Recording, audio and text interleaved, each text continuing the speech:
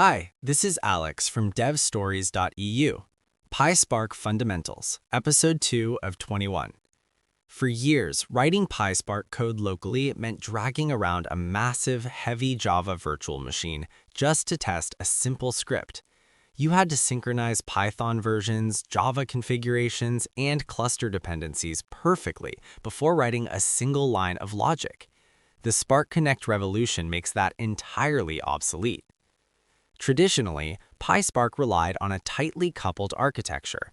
Your Python script and the Spark execution engine had to coexist on the exact same physical or virtual machine. Launching a PySpark session meant spinning up a Java virtual machine in the background using a bridge library. This architecture burdened your local development environment with the full weight of the Spark execution engine. It made embedding PySpark into web applications, modern code editors, or edge devices highly impractical. Spark Connect solves this by introducing a decoupled client-server architecture. Your Python environment is now strictly separated from the Spark server. The local PySpark client becomes a lightweight library. It no longer requires a local Java installation and does not execute data processing tasks itself. It acts purely as a remote interface to the actual Spark cluster.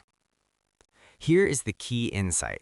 When you write data frame operations with Spark Connect, the lightweight client records your method calls and translates them into an unresolved logical plan. You can picture this plan as an abstract blueprint of your query, strictly describing what data to process without worrying about how it gets processed. The client packages this blueprint using protocol buffers and transmits it over a gRPC network connection to the remote Spark server. The server unpacks the plan, handles all the complex query optimization, executes the job across the cluster, and finally streams the computed results back to your Python script. Setting this up requires a minor change to how you start your application. You still use the Spark Session Builder, but instead of relying on local configurations, you call the remote method.